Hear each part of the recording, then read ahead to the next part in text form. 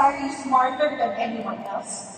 But we have to be in a position where leaders cannot tell us na, bakit ako, ikaw nga, wala. Nakuha natin. We cannot allow our people, we cannot allow ourselves to be in a position na babalikan tayo ng mga tao natin at sasabihin nila sa atin, ikaw nga, wala. We must be able to earn their respect. How do we earn their respect? Of course, when we are able to lead ourselves. Then we lead other people. For example, today, if you tell your people, you must go to the leadership training seminar, sit down, okay? Kamu lang kasi wala ako. Do you think people would respect us? Of course not. If people see us getting rejected inside this business, and then sobrang dinadagdag natin, do you think we will earn people's respect? In fact, to earn people's respect in this business, number one, actually ranking. Ranking sometimes is already enough to earn people's respect. You know, if your ranking and your abilities are actually equal, you know what I mean? You know, when you have the rank and people are there, you are somehow commanding already respect. Why? Because you have done it yourself. You did it yourself. You have already achieved it. So, to command respectable leadership, and at the end of the day, it's all about influence. So leadership is all about influence, nothing more, nothing less. We influence people to come, to take work here. We influence people to sit down with LPS. We influence people to partner with us. We influence people to grow with us. So without influence, we can never really achieve anything inside this business. So if you ask us how to become a leader and how to sustain and take a team inside, you have to be a person of influence. Can you please stop the person next to you? Influence. Influence. Meaning to say, ano ibig sabihin ng influence? It's more than just being good at presentation. It's more than being good at closing sales. Influence means that even in the hardest and painful moments in our freeway journey, our people will remain with us because of our influence, because of who we are as their leaders. Is that good influence? Yes. Influence is not just about gaano galing mag-close ng sales. Kasi may hangganan yan. Kung ikaw lang ang magaling mag-close ng sales sa buong team mo, then, pag wala ka, wala ng sales. Tama ba? Influence is what? Influence is when you take on, embark on a very, very important and big task.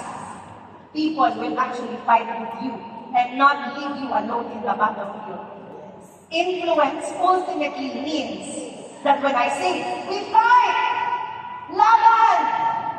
Okay, dili kay paglingin mo, ningaw ka ayaw. Kay walay nagsunod sa inyo. Influence is what you have, who you are, that will actually make people want to follow you. So if we are able to do this, do what? Create this some sort of distance. And I'm not talking about physical distance. I'm talking about when you are a good leader, you lead by example. You lead because of your values. You lead because of what you have to offer. Your generosity. You create this kind of distance that makes you appear taller. Taller, okay? How to build poise? Okay, in the business, a leader needs number one. Do not ever let your teammates feel like you depend on them. Okay, we all know this.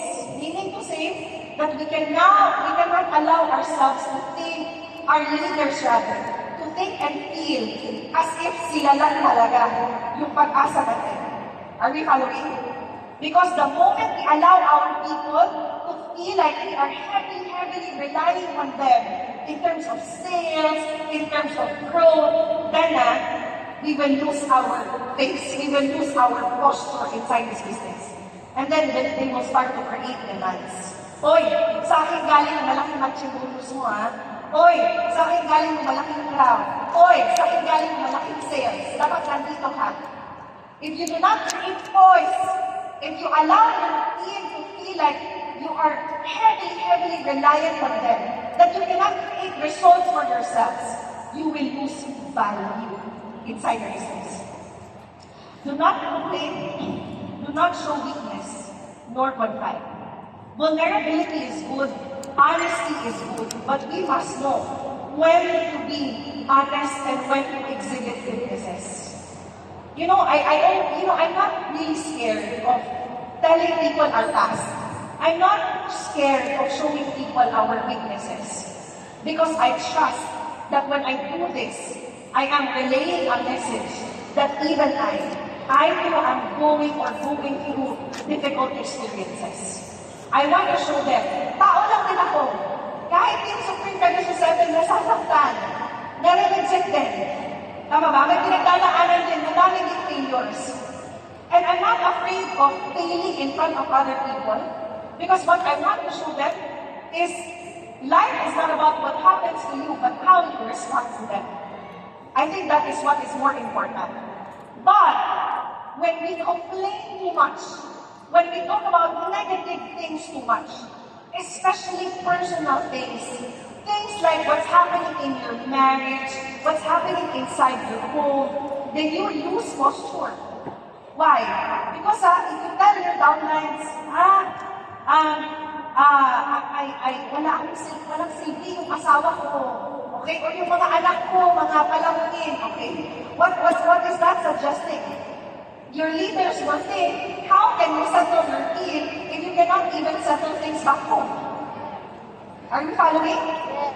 So we have to be in a position where, yes, it's okay to be vulnerable, it's okay to be weak sometimes, okay, but to show vulnerability is just so people can trust you. For you to allow them to see how you respond to difficulties. And this is how we must respond to difficulties as leaders. Difficulties, challenges, they are always opportunities to create stories. That's how I see challenges today. Today, do not be afraid of adversities. Do not be afraid of problems. Why? Because relationships between you and your team, how do you grow? How do you foster your relationships? Is it when all of you are earning so much money? Is it when all of you are living very comfortable lives? No. The only way to strengthen relationships is when you undergo and overcome difficult circumstances. That's why I can say that, in fact, my closest friends today are no longer the friends that I had back then. Today, my closest friends are the people I share struggle with. It's the people that I overcome the struggles with. Thank you today, Dynamo Team. Do not be too flattery. Alam nyo, sometimes I feel jealous. Okay? I feel jealous of what? I feel jealous of people who are so good at flattering other people. Okay, kaya mga kiss ass tayo. You know what's kiss ass? Okay, if this business was all about kissing asses, I would fail at it. Day one pa lang. You know, Raymond? Because I'm not good at kissing asses. I'm not good at, pleasing for the sake of pleasing, for them to like me. I'm really bad at that. Hindi ako magaling makipag-plastikan. So, every time when I look around me and I see people na sobrang plastic, ang galing makisama, okay, I really envy them.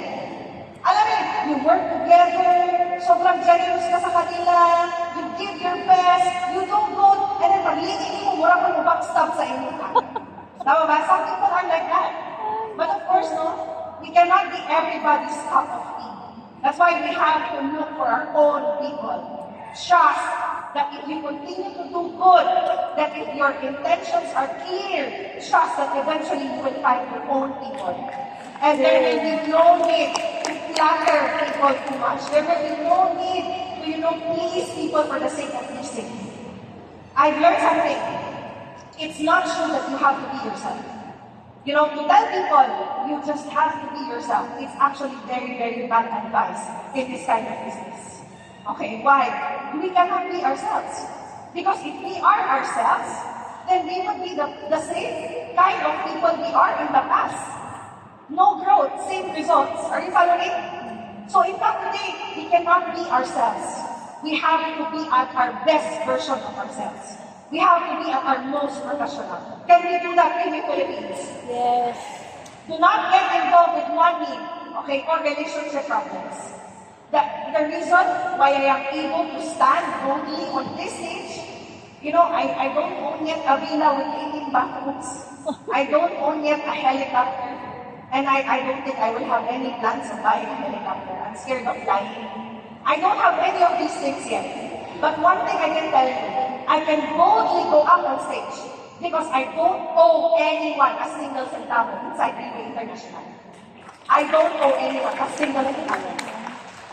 And even if I borrow, I settle immediately, right, Raymond? Because if I don't settle immediately, how can I borrow again the next platform?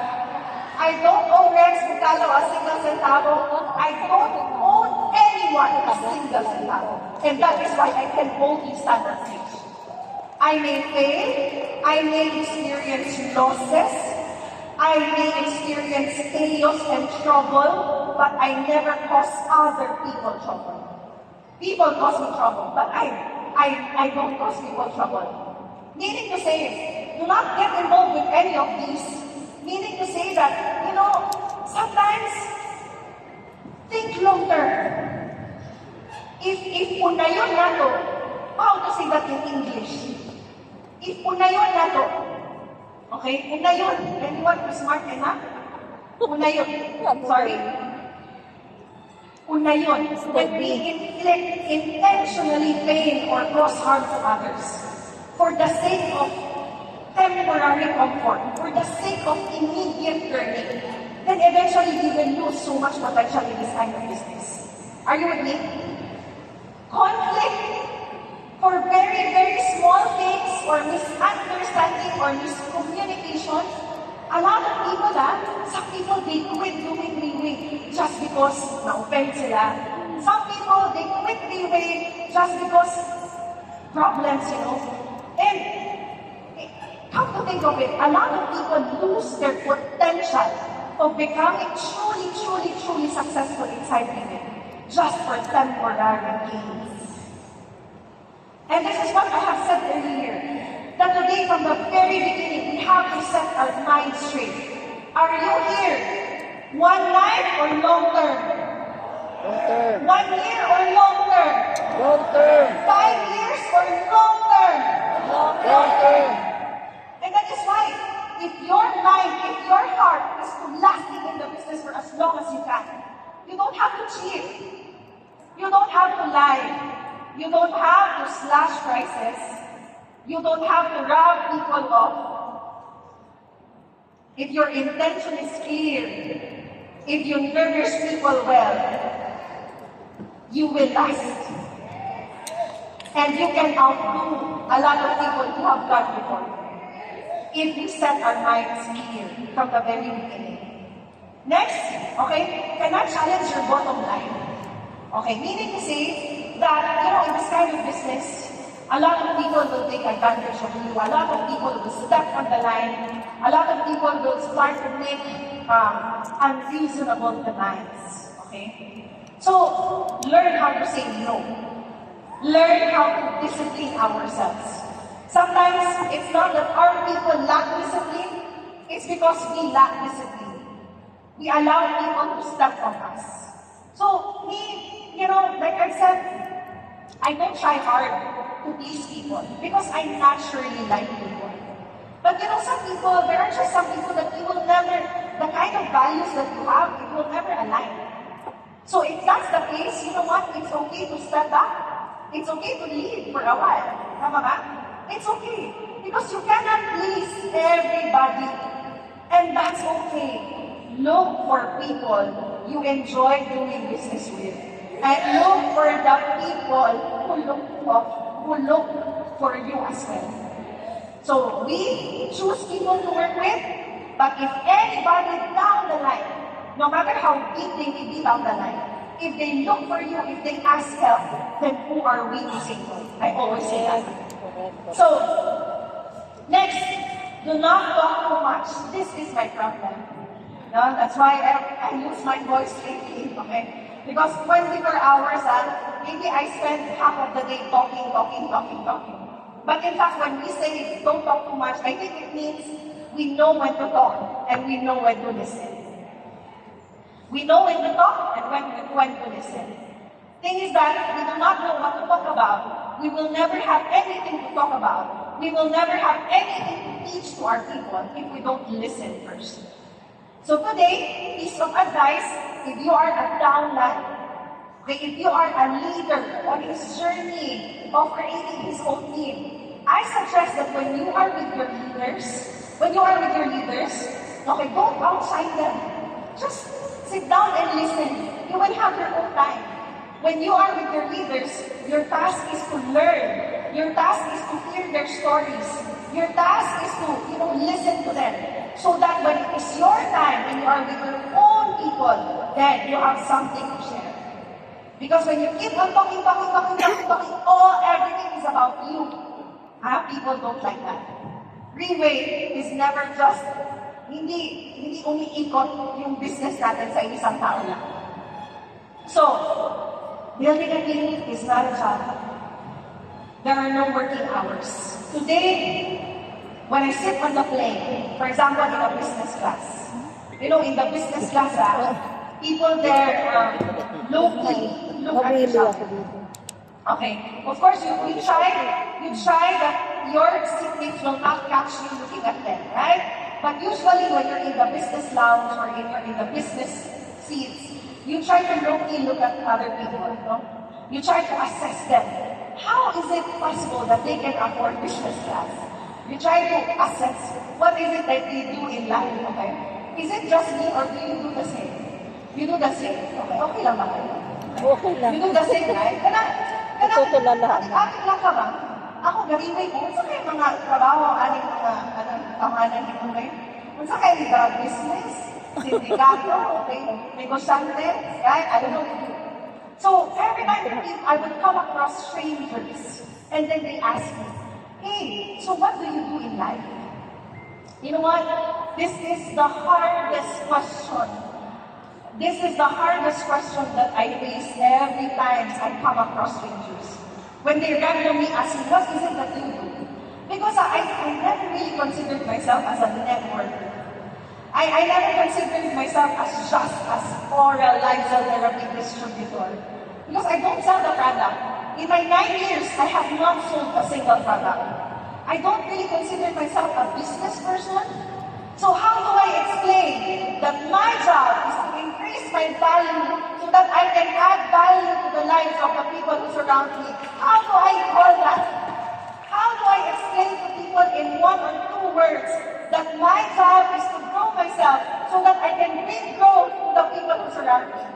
How do I explain to people that my passion is to help people create something better for themselves? How do I tell people that my purpose is inside Reway International? Today, this is the most difficult question that I face. What do you do in life? I'm just a Jubilee Life team person, aiming to change my life and every single Filipino, not just in the Philippines, but across the world. Thank you, mabuhay. Okay? Mom's Universe, okay? Ang hirap kasi hindi ka nang nagbibenta, no? So, see, our relationship cannot only be built on benefits. This is what we say. If people come simply because of money, we will always lose people also because of money. That's why we have to be very, very clear and intentional in what we do. So as you build the life, we learn how to, identify our frontliners. Okay. Like what Michelle mentioned earlier, meaning to say that, why Reway is so successful. Reway is so successful because boss, together with his core management team, they look the same, so professional, They are all successful. They think the same way. They speak the same way. And when you back down one of them, everybody surely will try to protect each other. Are you with me? So they are successful because they act as one. They think as one. Not necessarily because over talented. Meaning to say that today, Philippines, if we want to become successful, we have to act as one. We have to say the same things as our leaders say. We have to duplicate railway system. So frontliners, these are not necessarily the people on the first or second or third level. We need to learn how to dig deep. And when you dig deep, can you say the word? Dig deep. Dig deep. Okay, magkalot ka sa ilalim ba? No, kalot sa ilalim. It shouldn't matter anymore who the sponsor is. Some people, they refuse to help people down the line because their mindset is, I cannot help you anymore. Because if I help you, your upline will earn development bonus. I cannot help you anymore because if I help you, I will not earn matching bonus from you. When we say we dig deep, okay, it means to say that we are here long term. Can you say the word long term? Long term. We're after lifetime for you. Not just simply referral bonus, not just simply matching bonus. We are here for the lifetime for you. So, as we grow and as we earn in the business, a lot of people, once they start actually growing and earning in the business, what they do is that they too early try to diversify whatever they earn. So people would ask, what is the best investment? Sa walang pagduha-duha, automatically, the best investment is when you invest in people. Today, if the mindset is to invest solely on properties, sino dito mahilig mag-invest sa properties? Sila. Properties. We have few people there, for sure, mga real estate agents yan, okay? If you invest in properties, investment in properties is good. It's good, no? But only if we also invest the right kind of thinking on our children na magmamana ng properties natin. Are you following? Because sa kaka-accumulate mo ng properties, pero wala tayong tulong na pinapasa sa mga anak natin, what will happen? The moment you die, your children will find each other and share the properties. Are you following? So today, if you ask me what is the best investment, the best investment is how Railway does it. Today, there is no company, not just in Asia, there is no other company in Europe, in the Americas, in Australia, that invests on people the way Railway International does. Only Railway is willing to invest on you and me, becoming better people, isn't it? Every month, there are big events inside. And these events, all of them are designed to help us achieve success. Only if we know how to leverage and how to make use of these events. Imagine, I know a lot of companies, they do a lot of things to earn extra money. What do I mean by this? Training materials for sale. Trainings, you need to pay entrance fee. Leadership competition night, you need to pay entrance fee. Kahit tubig, walang libre. Tama ba? In Railway, I have not gone to a single event and they asked me to pay a single centavo. For the past 9 years, in fact, not 9 years, in my whole life, nobody else invested on me becoming a better person, only Railway International. You try to assess your lives right now. You try to ask yourself, is there anyone around you today telling you, hey, I will help you achieve success. Let's do this together. Is there anyone in your life right now telling you, let's build this together, let's achieve success together? Anyone in your life right now? Wala talaga, kahit asawa mo, hindi ka sinasabihan ng ganyan. Let's achieve success together.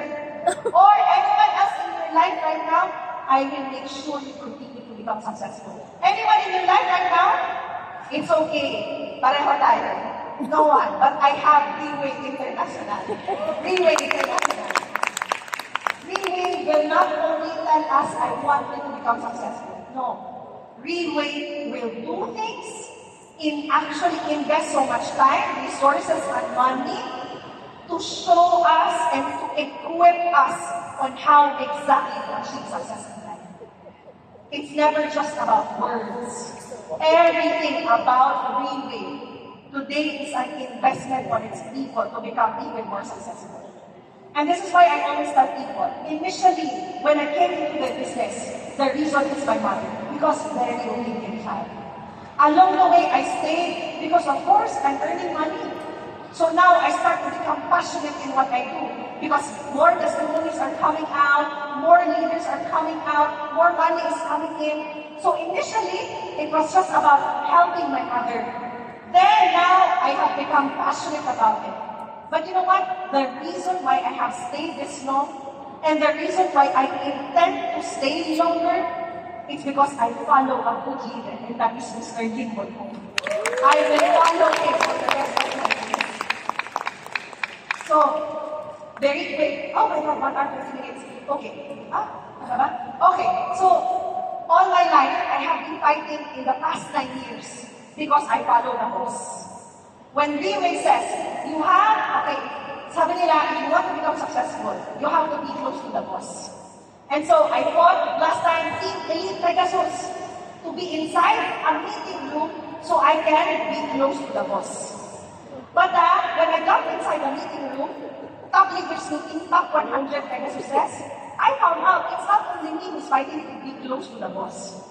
So I went out of the room and very frustrated. James, you told me if I become a Team Elite Pegasus, I will become close to the boss. So he said, you see, a lot of people wanting to be close to the boss. I go, yeah, I see. So what do you think we must do?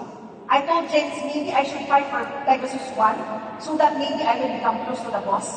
And then James said, no, it's not enough. Because surely people will try to become Pegasus 1. So what do you think is the minimum requirement? You have to be Pegasus 3 to be close to the boss. You know what? In 2018, on my second year in the business, I got to become Team Supreme Pegasus 3 to be close to the boss. Because I want to follow him. Because he is the epitome of what leadership should look like. And then when I got inside the meeting room, top leaders meeting in Dubai, I found out I'm not the only one who's Team Supreme Pegasus 3. There were around 50 of us back then. And so frustrated again, I went back to James. James, you said Pegasus 3 already enough to be close to the boss. And then he said, you see, a lot of people are wanting to be close to the boss. What we need to do? We need to fight Team Supreme Pegasus 5. So I fought to become Team Supreme Pegasus 5. Still, a lot of people inside. Then I fought for Team Supreme Pegasus 5. And then on stage, I saw one time, Leaders Recognition Night. Now I'm at Team Supreme Pegasus 5. Now I can become close to the boss. So when I went on stage, all of the Team Supreme Pegasus 5 and below, the boss handshake. But the Team Supreme Pegasus 6 and above, the boss actually hugged them. So Team Supreme Pegasus 5, not enough. Because only 6 and above we will hug. So I fought to become Team Supreme Pegasus 6. To have that hug with the boss. You know, I had that hug. You know, until up to this day, I'm still fighting to get close to the boss. And if you ask me, Faith, have you been successful at being close with the boss? Have I? Depends on how you will define closeness. No? I may not have random coffee dates with the boss. I may not have, the usual things that we do with people we are close with. But one thing I know, Reway Philippines and Jubilee Diamond Team is part of the plan of the boss. That I am certain. I know that he keeps on thinking about us. I know that he too worries about us. I know that he wants Filipinos to be part of the success of Reway International. Because if not, we wouldn't be here today. Pwede bang palakpakan natin si Reway? So lastly, the size of the team depends on how big your heart is. How big your heart is. It's okay if you don't have a big heart yet, but you need to develop a big heart. Not heart enlargement.